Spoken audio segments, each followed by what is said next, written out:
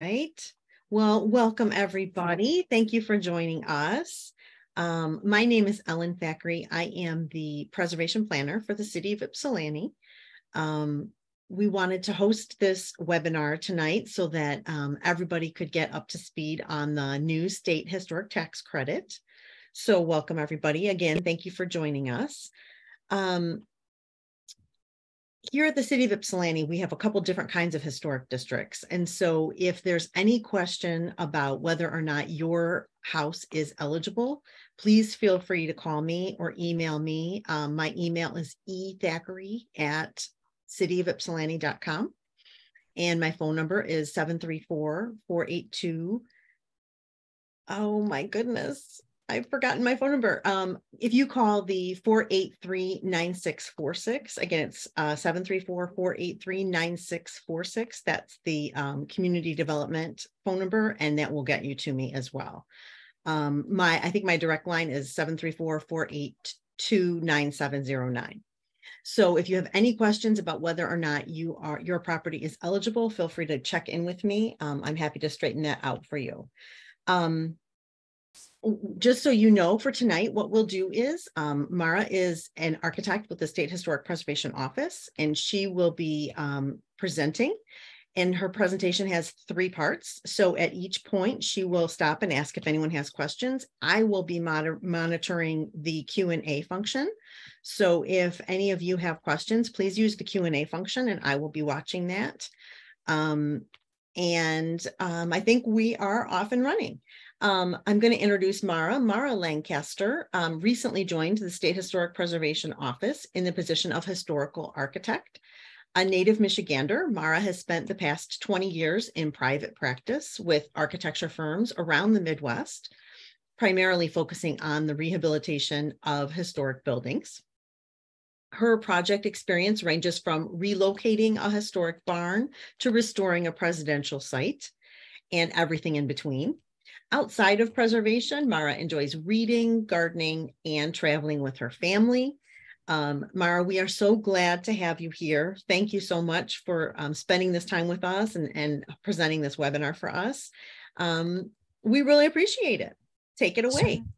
Thanks, Ellen.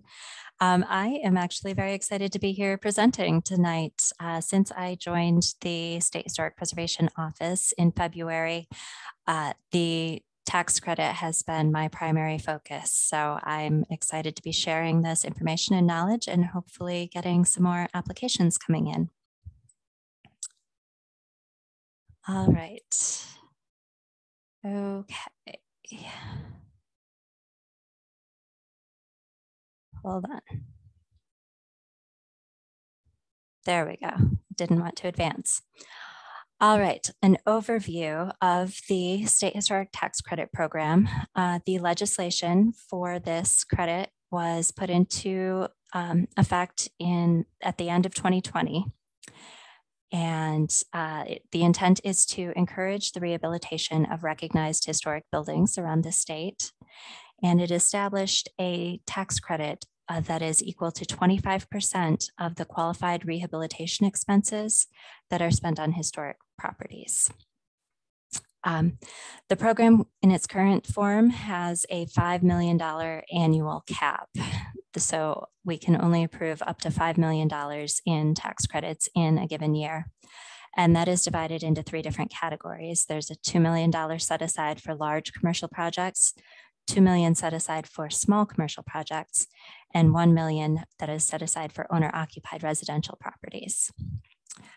The program does include a provision for a 1-year reach back for prior completed work. So if you have work that you have already performed, you may be able to include that in your application if it's within 1 year of the date that you submit your application. The tax credit program can be combined with other credits. So for commercial properties, if they are eligible for the federal tax credit, they can also be combined with the state tax credit. And the credits can be used more than once at the same property. So if you do a project now, say you replace your roof now, and you do your application and have that all approved. Once that is closed out, you may submit another application in the future to do other work on your property. The credits can also be used more than once by the same owner. Goodness. There we go. The credits can be used more than once by the same owner. So if, say, you own a couple of rental properties, you can apply for each of the properties that you own, and you can apply for those all at the same time. You just can't have more than one application open for a single property at the same time. Eligibility criteria. To be eligible for the program, your building has to be a certified historic structure. And I'll go into a little more detail on what that means on the next slide. The project also has to be considered a substantial rehabilitation, which means that the qualified expenditures have to be large enough in proportion to the value of the property. So for a commercial property, you have to spend at least 10% of the state equalized value. For residential properties, the threshold's a bit lower. It's currently at $1,136. And that is an amount that gets adjusted annually based on inflation. So it's a pretty low threshold for work on residential properties. All of the work must comply with the Secretary of the Interior standards for rehabilitation. That's the guidelines that we use to review all projects that are with historic properties. And those, I could do a whole presentation just on those. So I'm not going to go in depth into those tonight, but I do have a link at the end of my presentation to those standards if you're interested. The state tax credit program is applicable for both commercial end use properties and owner occupied residential properties. And the applicant for the tax credit must be the owner or a long-term lessee of the property. So if you are leasing a property, that means you need to have a lease that is at least 27.5 years long if it's a residential property, or 31.5 years long for a non-residential property. All right, so what is a certified historic structure? It is a building that is either individually listed or contributing to a district that is listed in either the National Register of Historic Places or the State Register of Historic Sites, or contributing to a local historic district that complies with PA 169. So this differs from the federal, which does not allow local historic district contributing buildings to apply. So this is a good news for the state and for all the many, many historic resources we have that are located in local historic districts. One caveat here is that if you are within a district, you must be listed as a contributing structure to that district. I touched on the qualified rehabilitation expenses, that has to be a significant portion compared to the value of your house, but what does count as a contributing rehabilitation expense?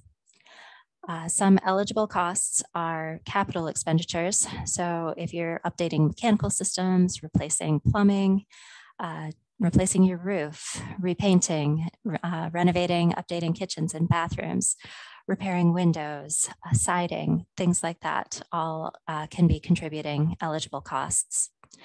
Soft costs are also eligible and can count towards your qualified rehabilitation expenses. So if you're hiring an architect or an engineer, their professional fees can be included. If you have permit fees, developer fees, those can all be included in your amount that is eligible for the tax credit. Costs that are not eligible would be acquisition costs. So if you're buying a new property, the cost of purchasing the property would not count. Furnishings and appliances, anything that isn't permanently affixed to the building, do not count. Additions to buildings do not count towards your qualified rehabilitation expenses. And site work. So if you're putting up fencing or redoing a driveway, for example, those are not qualified expenses. And I do want to say that even though some of these ineligible costs can't be counted towards your qualified rehabilitation expense. If they are part of your project, we do ask that you submit. They are subject to review for compliance with the standards, even though the amount of money spent on them does not count towards your qualified rehabilitation expenses. So for example, if you're putting an addition onto your house, the costs of the addition would not count, but we do still want to see the design for that addition to understand how it's impacting the historic material and the character of the building. All right, so the application is a 3-part process, and each of the 3 parts has a up to 120-day review period with our office. So after you've submitted it, we have up to 120 days to review and respond to that. We are making every effort to respond quicker than that, but with the volume of applications that we had received in 2022, we are still playing a little bit of catch up. The Part 1 application is to establish the historic significance and the eligibility of the property and the ownership. So in that, we ask for a description of the resource and a statement of significance. These 2 items, you may be able to find information on that in the nomination for your district or in the historic district study report if it's a local district. In addition, we request a declaration of location form if your building is located in a local district only. If your house is within a national register district or on the state register district, then we do not need the declaration of location form, only if it is solely in a local district. Along with the Part 1 application, we also ask for a proof of ownership or proof of long-term lease document. This can be a copy of your registered deed or a copy of a recent tax assessment or tax bill. And if you're a renter, then it would be a copy of your lease document. A location map is the next requirement. And the location map should show both the location of your property and also the boundaries of the historic district. So I've included a map off to the side of the Ypsilanti Historic District, a very handy map that does show the boundaries of the district. And then you can do just like this applicant did, where they located a dot and a circle around their individual property to indicate where they are within the district. We also request photographs with the Part 1. And as we're establishing the historic significance, we're looking for overall photos of all of the elevations of the exterior and overall of the interior rooms in the house. These photos should be taken before any work is performed. We want to get an idea of what the building looked like before work so that we have a good comparison to look at with the after pictures. And if you do have historic photos available of your home, those are great to include too for reference. And then along with all the photographs, we do request a photo key plan to show the location where each photo is taken and the direction that each photo is looking. And that should be numbered and keyed to your labeled photographs. And I'll go into the photograph requirements in a couple of slides in a little more detail. So the Part 1 form, and there are instructions on our website also to walk you through each step of the form, but I wanted to hit a couple of high points of things that have been coming in that may need a little more clarification. So the first one is the very first line, the historic property name. This does not apply to all properties. If you know that your house was associated with a significant person, or if the house had a name historically, then please go ahead and use that. But if you don't know, if you're not sure, you can just leave it blank. This is not a required line. The name of your local unit of government. This should be your municipality, your city, or your township. The checkbox is here under the nature of request. This entire PDF is a fillable PDF, editable PDF. So once you open it, there are fields where you can type your answers right into the form. And these 3 checkboxes here will only let you choose one. So when you're in the form editing it, you click the one that's appropriate to you and it will disappear from the other location. The declaration of location form is only required if you're in a local district. And then the signature at the bottom, we do require that that is a wet ink signature. So no digital signing, no typing your name in for that field. We do request that after you've filled out all the other fields, you print it out, you sign it with a pen, and you send the hard copy into us, the original into us. And this is the document that we will then authorize and return to you for your records. The project contact. This is to be used typically if somebody other than the homeowner is preparing the application, somebody that you would like us to contact to ask questions about the application. This should not be your contractor necessarily. And you can leave this blank. If you are filling out the application yourself and want us to contact you directly with any questions, then please just leave this blank. Page 2, again, the 3 checkboxes there, whether you're owner occupied, small commercial or large commercial, the form will only let you choose one of those. So please choose the correct one in the digital online form before you print it out. And then the bottom half of the page is for the State Historic Preservation Office to fill out when we return the form to you.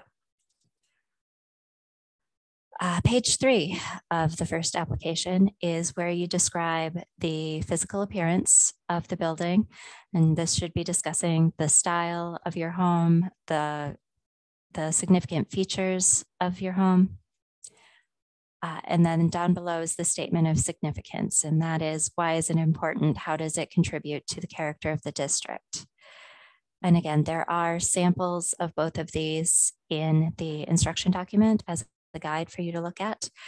And you can, again, use the nomination form or the Historic District Study Committee report as a good resource for information if you don't know this about your house. And then here again is the declaration of location form. That's only if you're in a local district. And this form does need to be signed by an official representative from your local unit of government. So this could be their preservation planner, such as Ellen. Sometimes the title is Historic Preservation Coordinator. There are various titles in different municipalities, but this does need to be signed and authorized by them before you send it in to us. And I will pause here. This is the end of the part 1 application, and see if there are any questions. Mara, there has been one question about whether or not, since a bed and breakfast is legally a residence, someone wants to know if they could use this, if they were to apply for this credit, would it be, if they own a B&B, would it be considered commercial or residential? That is a good question. We have had a couple of inquiries about live work type properties, and we haven't had it tested yet, but the answer that we're going with is it depends on the proportion, I guess, of what is residential versus what is commercial space in the building. So looking at the square footage and how it's used. And so I would invite the person who asked that question to please reach out to me, and I'm happy to have a further conversation with you about that and see which category is most appropriate. Okay. And Mara, will your contact information be available at the end of the presentation? Will you be sharing it? Will be, yes. Okay. Yes. One question, and this might be more for the next break, so just let me know if you want to hold it. Okay. This one is about our heavy maintenance projects that do not automatically need a permit, like a plumbing leak that has damaged old finishes. Would something like that qualify? I believe it can. You just need to meet that minimum threshold, that $1,100 and some odd dollars, to make it a substantial project. Okay. Okay. Cam is asking if it is a rental, then is it a residential? And Cam, what obviously I'll let Mara answer this, but right now I think only the homeowner occupied credits are available, but I'm going to turn that over to Mara. That is correct. So if it is a rental property that you do not live in, that would be considered a commercial property, an income producing property. And currently that category is not open. We received so many applications in 2022 that it was anticipated that all of the 2022 and 2023 credits would be assigned. So we are expecting to reopen the small commercial category in January of 2024. But I would recommend that you keep your eye on our website. And again, I'll have that information on the last slide. But keep an eye on our website, because if there are any changes, if there's any recaptured money, then updates on when we will be receiving applications again will be posted on our website. Okay. And what if it's a situation where it's an owner occupied house, but some rooms are rented out? Then I would say that was similar to the answer that I gave for the bed and breakfast, that we would look at the percentage of what is owner occupied versus what is income producing to determine which category it's more appropriate in. Okay. There is a question, please expand on the 27.5-year qualification. Does one need to own the residence for that long, or a lease that has lasted that long? So that the 27.5-year requirement is only for leasing. So that is if you are a long-term renter. In order to be eligible to take the tax credit, you have to prove that you are renting that property for 27.5 years. Okay. But as an owner, there's no requirement for how long you have owned the home. You could be a brand new owner, just purchased the home and want to make upgrades. You can be eligible immediately. That minimum 27.5 years is just if you are renting the property. A long-term lessee. Okay. Yep.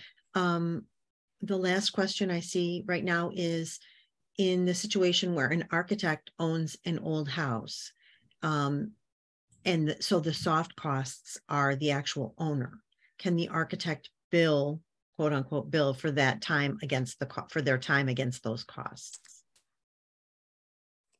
I will have to look into that one. Okay. Typically, in-kind work is not permitted to be counted towards your qualified rehabilitation expenses. So if the owner was doing some of the work themselves in terms of repainting, for example, they couldn't bill their time for repainting. Mm-hmm. So I would have to confirm if that is the same for professional services or not. Okay. Right now, those are the only questions I see. All right, great. Well, I will continue on then and see if we can build up some more questions. Great, thank you. All right, so the photo requirements. These 2 pages are taken right out of the instructions for the application form. So you will have access to these in the instructions. We do request photos with all 3 parts. So I'm only going to cover this once right now, but know that the requirements do count for parts 1, 2, and 3. For the photos, we do require a hard copy of photos and also a digital copy. The hard copy of the photos should be printed out on glossy photo paper. And that can be done either by sending them to a photo lab printing company and getting 4x6 prints made, or if you have the capability at home and you want to format the digital file and then print the digital file on photo quality paper, we will accept that format also.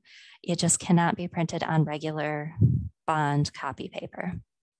The quality and the detail of the photos does not come through as well on bond paper.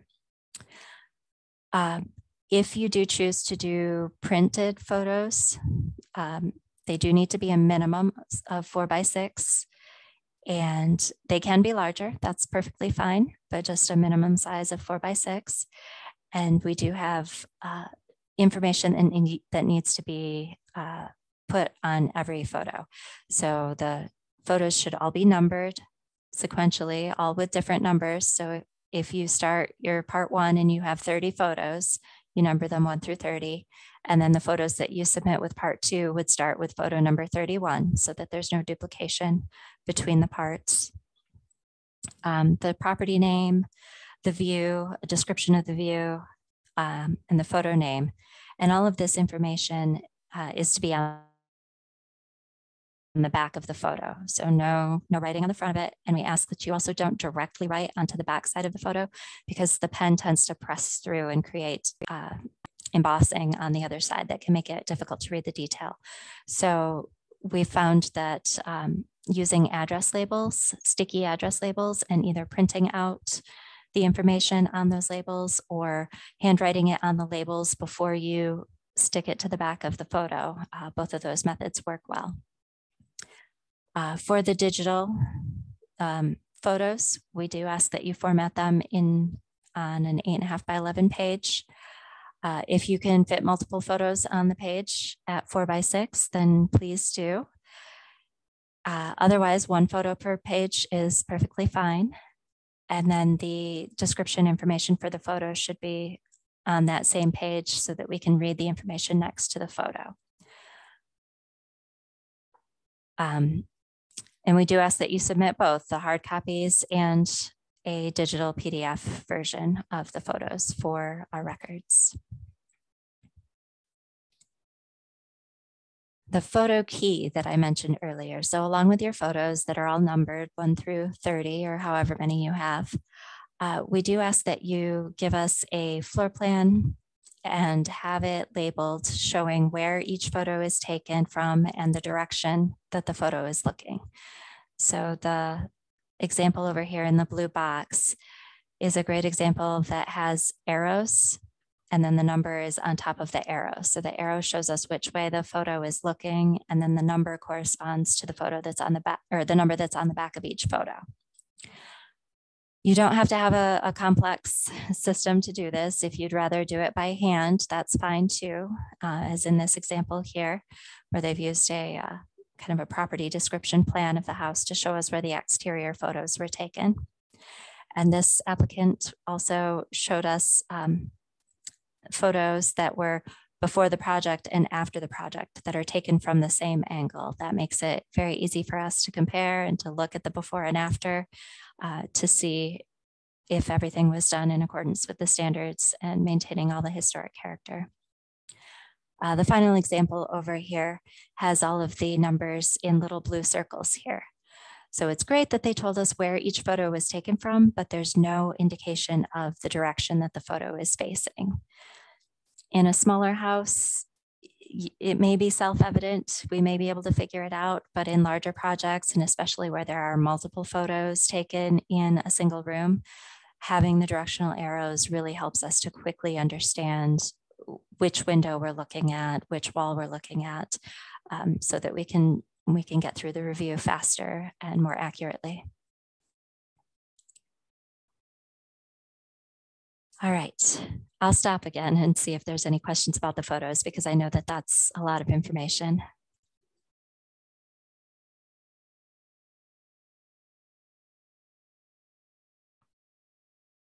I don't see any questions at this time. Not yet? Okay. All right, I'll keep going then.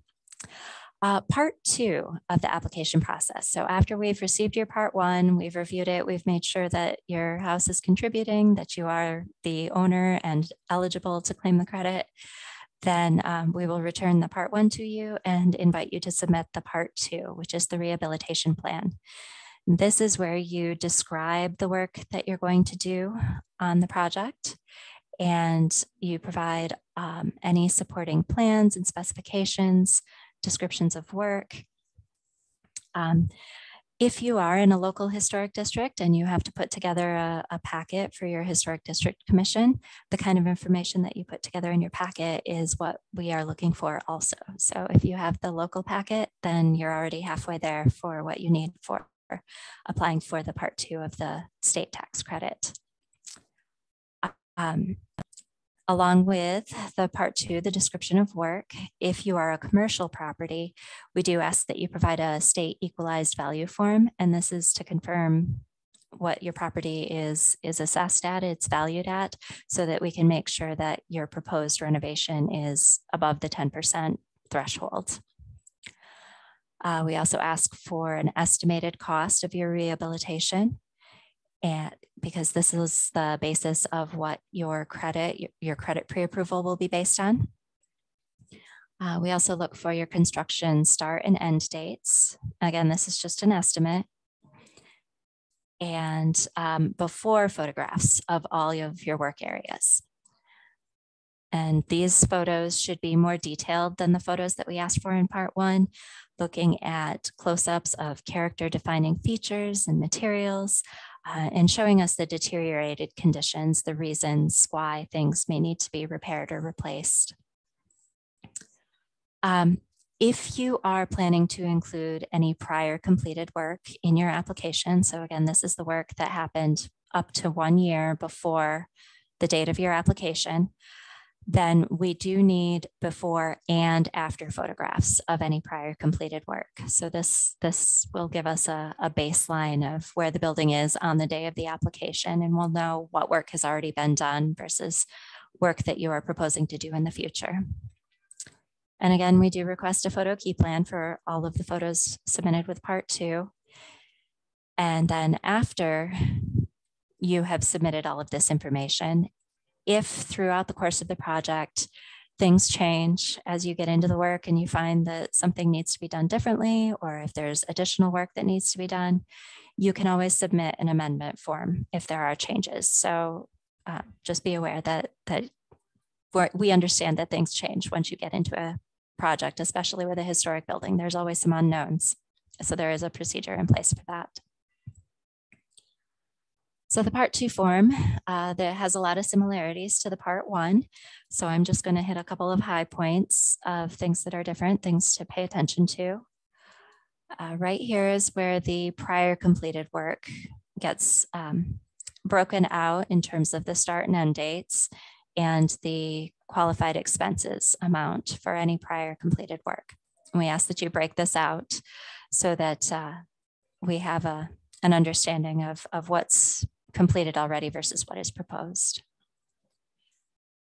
And then the line up above there, the estimated qualified expenses, this should be the total amount of your project. So this would be any prior completed work and proposed future work. If you are applying for both, please combine that into one total, because this is the amount that we will use to base your credit on. The second page here is very similar again to the Part 1. And the bottom half of it is for the State Historic Preservation Office to use. I did want to point out the line here that says this project is awarded a priority number. Because of the limit on the amount of tax credits that we can pre-approve in any given year, if we are to reach that $1 million threshold for the residential category, then any projects we receive, any applications we receive after that, we will review and give a priority number for eligibility for the following year. Any applications we receive are good for 2 years. They can stay in the queue for 2 years. So if in the first year that you submit, all the credits are assigned before we get to your application, then your application will still be reviewed and you will still have an opportunity to earn credits in the following year. And then this line here is the where we will note the amount of credit for which you are pre-approved. Again, based on the amount that you give us on page 1 for your qualified rehabilitation expenses. The detailed description of rehabilitation work. So each page here, it should be dedicated to one architectural feature or system. We do ask that you number them. So each one should be given a different item number. And then you can break the features into logical breakdowns. So say you're doing a roof replacement, then you can devote one page to the roof. If you're repairing windows, then you can devote one page to windows. If you are renovating a bathroom, you can do one page for that bathroom. In the top half, we ask that you describe the feature and its current condition. So tell us about the materials that are in there now. What are the character defining features? What is the condition of the room right now? What is the reason, the need for the renovation that you're proposing? And then the lower half is to describe the work that you plan to do, or if it's prior completed work, the work that you have already done. And again, in the instruction manual, there are descriptions, sample descriptions to give you an idea to follow for when you're writing your own. These forms are fillable also. These boxes do hold quite a bit of text, but if your features, if you're describing something and it goes beyond what the box will allow, there is a checkbox here to use a continuation sheet, and that is a separate form that we provide where you can continue writing until you have fully described the feature, even if it exceeds the amount that is allowed in the box on this one page. And then pages 3 and 4 are both the same here, and you can duplicate those pages as many times as you need for as many different features or building systems as you have. So that's the end of the part 2 application process. Are there any questions? There are a couple questions. One is, can the estimated cost be prepared by the homeowner themselves, or do they have to be prepared by professionals, contractors? We ask whoever is preparing the application to put in the qualified rehabilitation expense amount. You can certainly base that off of estimates from professionals. You will probably have a more accurate amount there if you base it off of proposals that you receive from the professionals who are doing the work, but it's not required.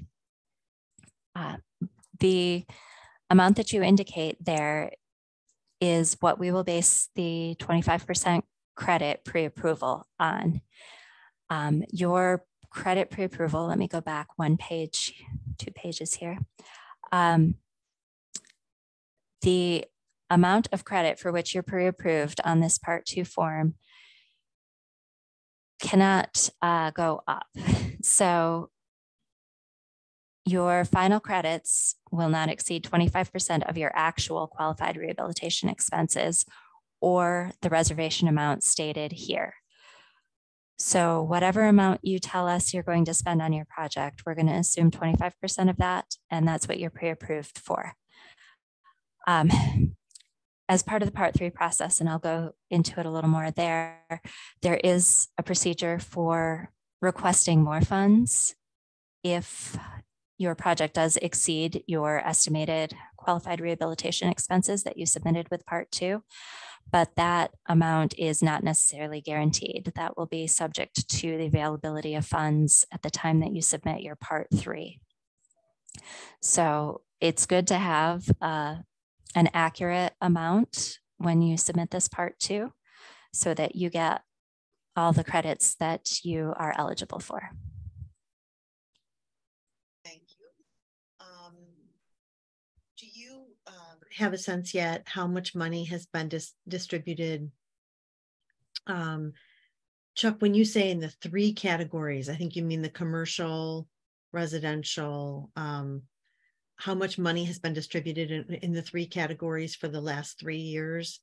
And Chuck, when you say have the thresholds been met, do you mean did we hit the maximums allowed? I can go into Yes. that. So we have only been receiving applications. We received them in 2022 and 2023. In 2022, there was a huge response, mostly within the first day that the application portal was opened. For the large commercial category, we did meet the 2022, and that has already been awarded. And the 2023 and 2024 have been issued priority numbers that are anticipated to use the entire credit for those years. So the large commercial category, we don't anticipate reopening that until 2025. For the small commercial category, we received enough applications that it looked like 2022 and potentially 2023 would all be assigned for those categories. We are still working through those applications, so I don't have a firm number, but I believe about 1.5 million has been approved already or pre-approved for the small commercial category for 2022. And we're still getting materials in for those applicants and reviewing for the rest of 2022's credits. And those, because they're eligible for 2 years, will roll into the 2023. And for residential, again, we received a large number of applications, and we anticipated awarding all of the 2022 credits to those applicants, and we are still processing that information. At this time, I believe that only a small portion has been awarded, but like I said, we are still receiving applications in, and if everybody who applied online follows through and finishes their applications, then we will have 2022 all allocated. But we do have plenty of money left for 2023, so please don't be discouraged by that. And remember that even if we do hit the cap in 2023, that your application is eligible for 2 years. So you would be issued a priority number and be first in line for 2024 credits before any new applications are received. Thank you. There is one question here, and Mara, maybe it'll make sense to save it until the very end. So if we can hang out for a few minutes after the presentation, and this might be that kind of situation, but you can tell me. A property owner has a property listed, the main address is contributing to the National Register, but there are 2 condos inside the property with different addresses and owners. How does a condo work with this credit? How could each owner collect, or would the association of the entire building collect and then distribute? So that, like I said, that's you, if you want to answer that now, or we can hold that question. Sure, let's hold it to the end. Condos are a different situation, and we are still working through some of the rules on that. So let's revisit that at the end, and I can get into that in a little more detail. All right. Well, then let's jump into the part 3 of the application. So part 3 is the part of the application that you submit after you have completed all of your work. And this is to show us that you have done the work in accordance with what you said you were going to do. So with part 3, we do request, again, photographs of all completed work. And it's great if these photographs can be taken at the same angles as the before work so that we can easily compare them side by side. Another photo key plan. The application form does request the name and social security number or tax identification number of all the parties that anticipate claiming credits. There's a little bit of economic data that we need to gather from you about how your project has stimulated the economy. I'll show you a little more detail on the application form on the next slide. And then here is where you can request additional credits if your qualified rehabilitation expenses increased over the course of your project. And as I mentioned before, if you do request additional credits, that will be reviewed if funds are available during that calendar year when you're submitting your Part 3 application. So the credits that you were pre-approved for, if everything is done in compliance, then those are set. But if you ask for additional credits, the amount of the additional credit is the part that will be that's up to the credits available at that time. All right, so the Part 3 form should look familiar to you by now from the previous two. The biggest difference is the economic data section. So this is the information that we report back to the legislature to show them how much good the credits are doing, what kind of economic benefits are being developed from giving out these tax credits. And this is information that you may want to talk with your contractors about to keep track of. They may have a better idea of labor hours that are generated, how many jobs are added, payroll that's added. So talking with your contractor up front, letting them know that you're going to need this kind of data will help them keep track of that so that you can fill this out more accurately when you're submitting your Part 3. This is the second page of the Part 3 application. This is the page that you must have signed in order to claim the credits.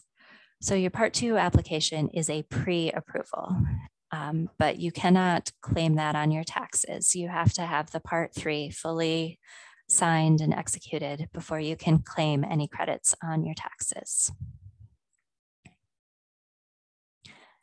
And that's the end of the Part 3. So I'll pause again.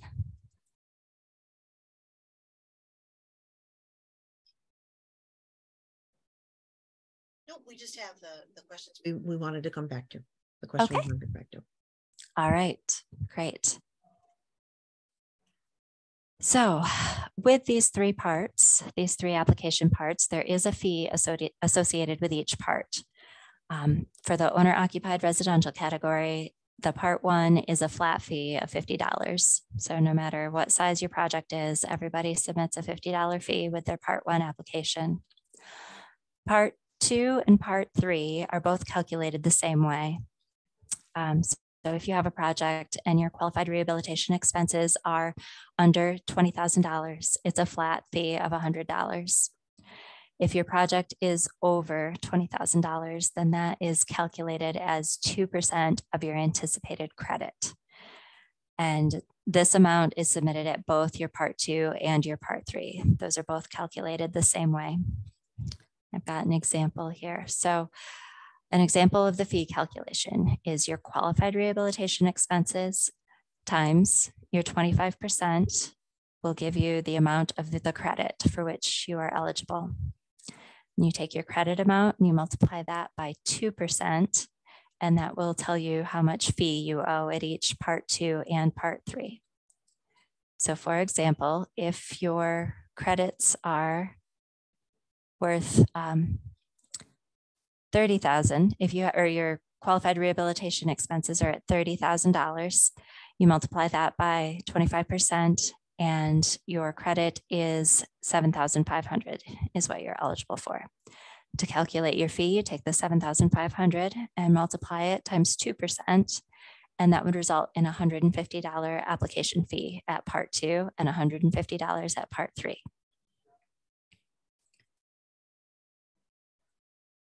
Submitting your application. So the 2022 applicants, I'm not sure if there are any on the call, but if you applied in 2022, then you must use the forms that are issued to you by email when I reach out and invite you to submit your supplemental information. If you are looking to apply in 2023, the Part 1 applications are currently available online. Again, it's just the residential category right now. And once you have submitted your Part 1 and that is approved, then I will send you the Part 2 applications so that you can fill that out. And then same thing, when your Part 2 is approved, I will send you the Part 3 forms. We do request one hard copy of all information, so one printed out copy of all information and one digital copy of all the same information submitted on a USB drive. Again, the application forms do need a wet signature, so an actual ink signature, no typing it out, no digital signatures. Please include the check for your fee amount. And then the applications must be submitted by courier for tracking purposes. So please use something like a FedEx or a UPS, something that will allow you to track your package. And that allows us to confirm the date and time that the package was received, because we do have to evaluate everything in the order in which it was received.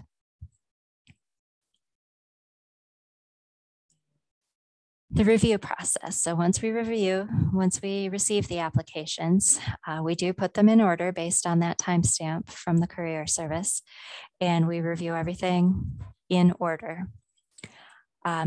If an application comes in that we need some additional information, maybe there was a page missing, maybe we have a clarification that we need on some of the information that was in there, the application is put on hold until we receive that new information. And in the meantime, we may process other applications, review other applications towards the credit allocation. So because there is a limited amount of credit, it does benefit you to be as thorough as possible when submitting your application, so that we don't need to put it on hold. And that will give you the best chance of getting the credit early.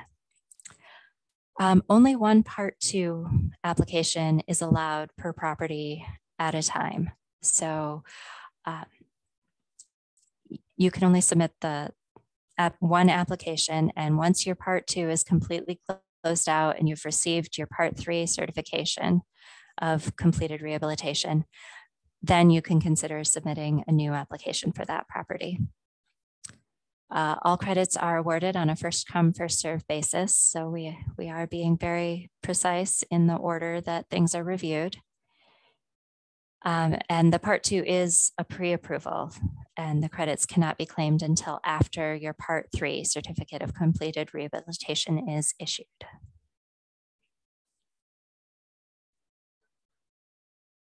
After you receive your pre-approval, there are some timelines to be aware of. You must begin your construction project work within 1 year of getting your Part 2 pre-approval. And then you must complete your construction within 8 years of your Part 2 pre-approval. If you are including any prior completed work, you can reach back 1 year, but that does reduce the amount of time that you have to complete your project to 7 years from the Part 2 pre-approval date. And then once your project is completed, your construction is completed, you have up to 1 year to submit your Part 3 application. So if you complete your work within 1 year of submitting of receiving your Part 2 pre-approval, then you have 1 year from that time to submit your Part 3 application. And all of this is required because of there's a recapture provision in the tax credit legislation, so that if you do not meet any of these dates, then you are no longer eligible for the credit. It will be rescinded and put back into the pool to reassign to other applicants. So you do need to watch your dates and pay attention and make sure that things are submitted within the required timeframes. And then after your Part 3 certification, that's when you may claim your credits on your taxes the next time you do your taxes. You must begin claiming your credits within 5 years of receiving the certificate of completed rehabilitation. And be aware that the credit is not refundable. So if the credit amount is larger than your tax liability for a given year, you don't get the remainder back as a refund. However, you can carry that credit forward for up to 10 years. So if your credit is larger than your tax liability in 1 year, then you can use it the next year and the next year and the next year until your credit is exhausted or 10 years is up, whichever happens first. And then along with the certificate of completed rehabilitation, that begins a 5-year compliance period. So during that 5 years after you receive your Part 3 certificate, the property must remain a historic resource. Any work that is performed within that 5-year period is subject to review for compliance with the Secretary of the Interior standards. And if you do need to sell or transfer ownership of the property within that 5-year time frame, please reach out to me. There are provisions for signing an agreement, a transfer agreement. But if you do sell or transfer the property without having an agreement in place, then the credit may be revoked. Same for if work is done on the property that is found to not be in compliance with the standards during that 5-year period. And on that happy note, I will open it up to any additional questions. And as you can see here, this is all of my contact information. Please do feel free to reach out at any time with any questions. I'm happy to talk with you before you submit your application. I'm happy to take a preliminary look to see if things are, if your information is in the right format, if you're giving us the right kind of information that we need. Really happy to help anybody with their applications. Well, Mara, thanks so much. We do have a couple more questions. Great. And one is, one was a question, everybody, about what is the difference between the approach of restoration versus rehabilitation? And I know, Mara, in the very beginning, you said that you're not going to get too much into the standards. What I would suggest is either emailing Mara at lancasterm1@michigan.gov, or feel free, Ypsilanti folks, to email me, ethackeray@cityofypsilanti.com. And I'm happy to send you resources and links to what the rehabilitation standards and approach, what they require, and then what's different about rehab versus restoration. Cam gives the example, let's say my roof is the original shape, but not original materials. If I renovate it, repair it, how would it qualify for the credit? So Cam, so your question is a good one. So like if we had a property that had a slate roof on it, the rehabilitation standards do say, please try to repair with slate if at all possible. If that's impossible, then the rehabilitation standards say we could look at a different material. So that's compatible. That is, it's of a similar material. It's going to have the same look, texture, color. And if you can do the same material, that's even better. So, that, I mean, I'm not sure if your roof is slate or if it's asphalt, but in the case of an asphalt roof to an asphalt roof, Mara, I'm going to let you answer that if that would be an eligible expense. Typically it is. If it's currently asphalt and you're replacing it with new asphalt, that is typically considered a qualified rehabilitation expense. You're not required to put back a different roof that is not currently there. So if you have historic photos that show that your house originally had cedar shingles, but it currently has an asphalt roof, you're not required to put back cedar shingles just because that was what was there historically. You can put on a new asphalt roof. Thank you for that. I do have a link down at the bottom of this page to the Secretary of the Interior standards for rehabilitation for anybody who wants to look at those themselves. But you're welcome to reach out to me with any questions that you have. Yes, thank you. I missed that. Thank you. I don't see any other questions that have come in other than the condo association questions. So I guess what I would say is you all are welcome to hang out in case there are questions you all want to discuss further, or if you want to listen to any of the other conversation that's happening. But if any of you want to sign off now, if you don't have any further questions yourselves, feel free to do that. I thank you so much for your time. And Mara, I thank you.